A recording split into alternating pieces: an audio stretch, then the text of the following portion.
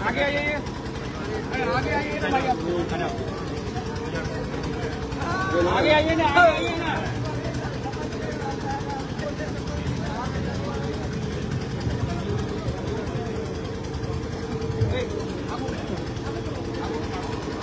अस्सलामु अलैकुम रहमतुल्लाहि व बरकातुहू।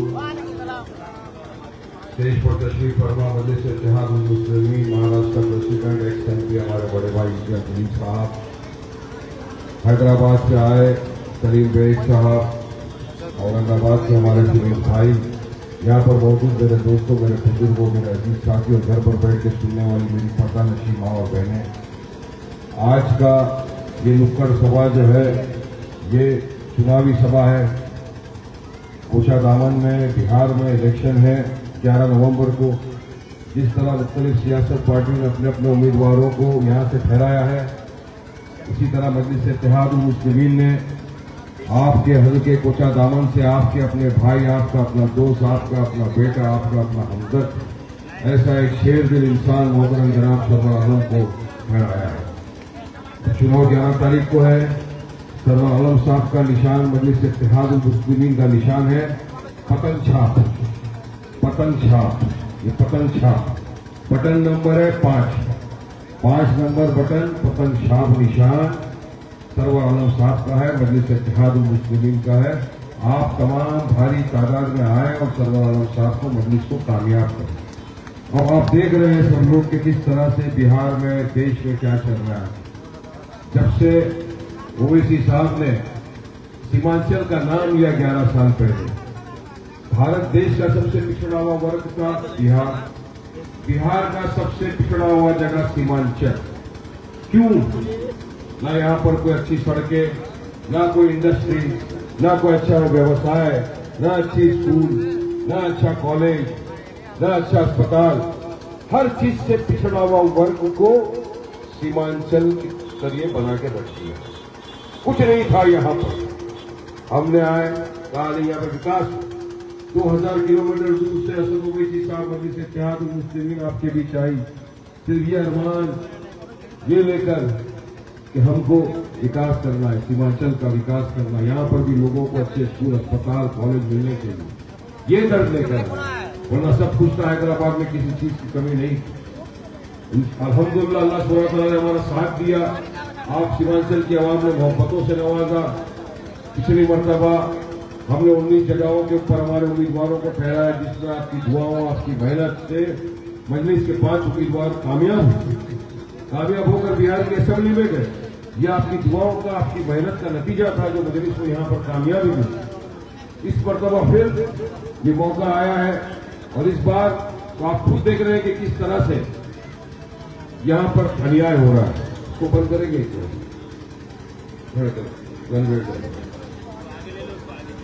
क्योंकि जनरेटर का आवाज बहुत ज्यादा।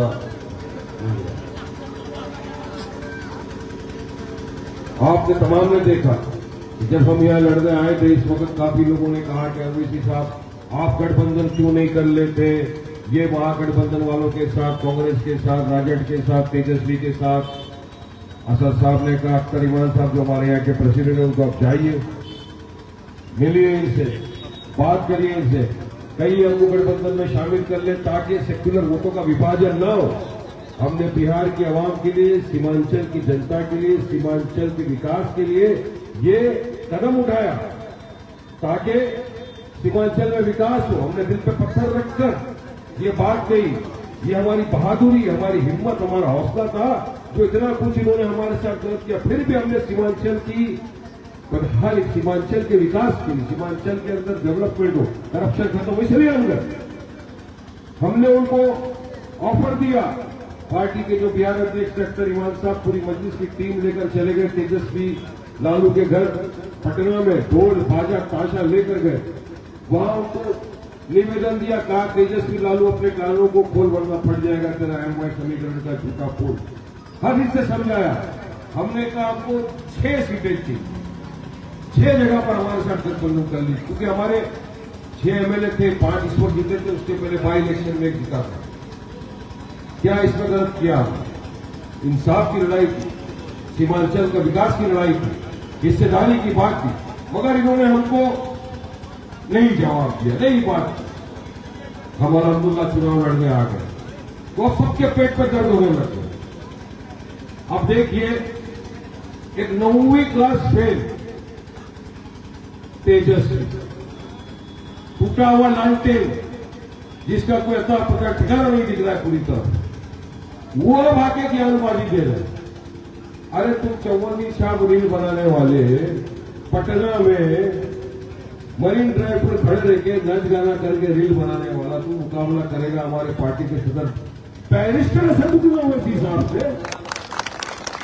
वो बैरिस्टर लंदन से पढ़ा लिखा इंसान, सर पे टोपी नारायण मुबारक की, दाढ़ी, नमाजी परहेजगार आदमी, बराबर दुश्मनों की आंखों में आके डालकर जवाब देने वाला इंसान, हर शोबे पर अन्याय के खिलाफ लड़ने वाला इंसान, न्याय की बात करने वाला इंसान, तमाम चीजों पे सक्षम, पावरफुल, देश के वजीर आजम को जितनी इज्जत करेंगे अल्लाह सुब्हानहू व तआला उससे ज्यादा इज्जत मेरे कायद ओवैसी साहब को दी। तुम उनकी मुकाबला करोगे, उनके बारे में अनाप शनाप बकवास करोगे। देखिए, पहले तो हम किसी को छेड़ते नहीं, और कोई अगर छेड़ता है तो फिर उसको छोड़ते ही नहीं। तुम हमको सिखाओगे, अरे तुम वो हो तेजस्वी जिसने जब हमारे हुजूर मोहम्मद मुस्तफा सल्लल्लाहु अलैहि वसल्लम की बात आई तो अल्फाज नहीं कहा उनकी शान में, मोहब्बत में। आपने कहा नहीं मैं चुनाव में हूं।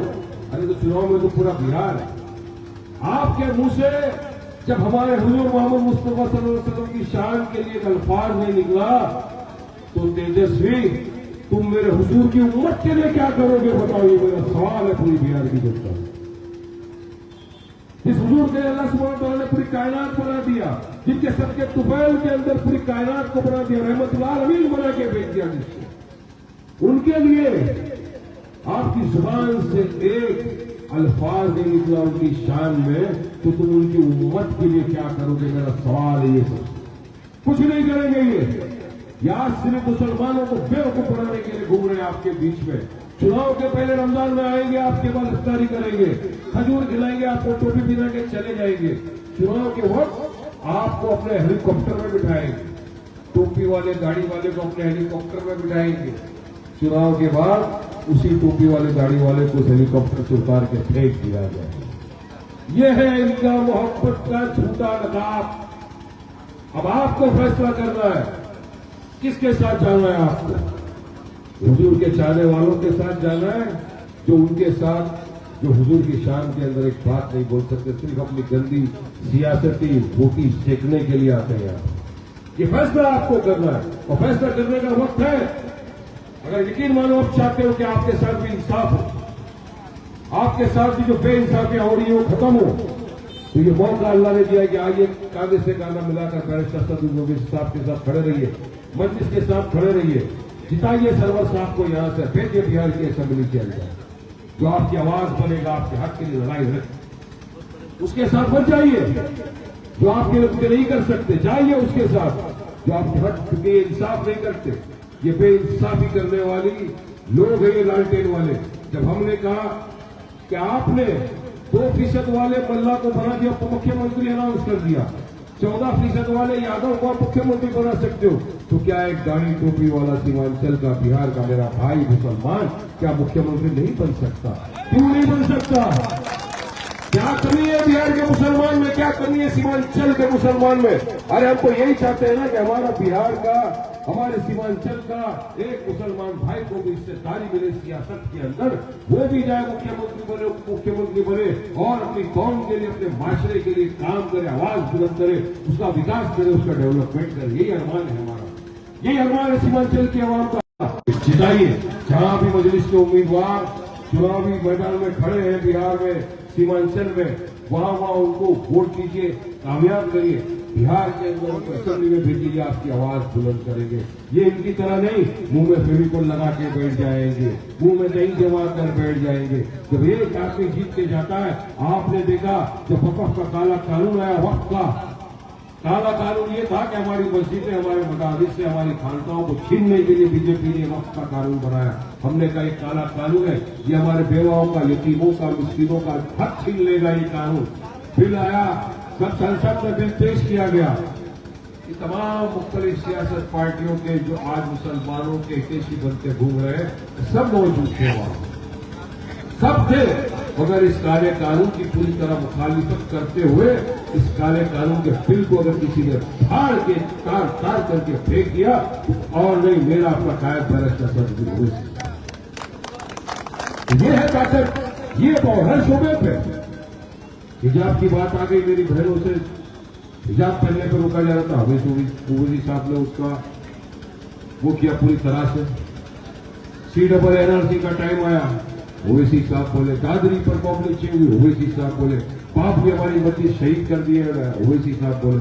तो हर शोबे पर जो इंसान आपके साथ कांधे से कांधा मिलाकर खड़ा है, आपके हक इंसाफ आपको न्याय दिलाने के लिए जो सीमांचल में आया है, यकीन मानिए आपका भी फराइज बनता है इंसानियत के बिना से कि जो हमारे लिए कुछ करता है हमको उसका साथ देना चाहिए।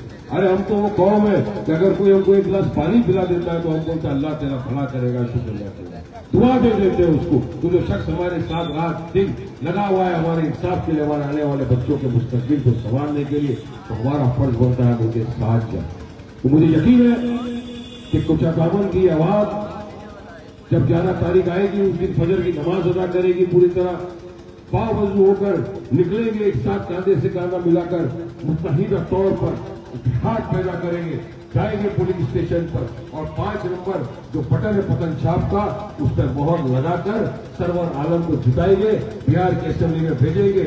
याद रखिए 11 तारीख को पूरे सीमांचल में, पूरे बिहार में, पूरे आसमान में एक ही चीज दिखनी चाहिए, वो मजलिस इत्तेहाद मुस्लिमीन की है, पतन छाप, पतन छाप, पतन छाप, मजलिस इत्तेहाद मुस्लिमीन, बैरिस्टर सदगुरु ओवैसी साहब, अपना सरवर आलम साहब, जिंदाबाद जिंदाबाद। मेरी यहाँ कोचा दामन की आवाम जिंदाबाद। शुक्रिया, अस्सलाम वालेकुम। आप जो आए हमको बोलने का मौका दिया, वारिस पठान तहसील से आपका शुक्रिया अदा करता हूं। अस्सलाम वालेकुम।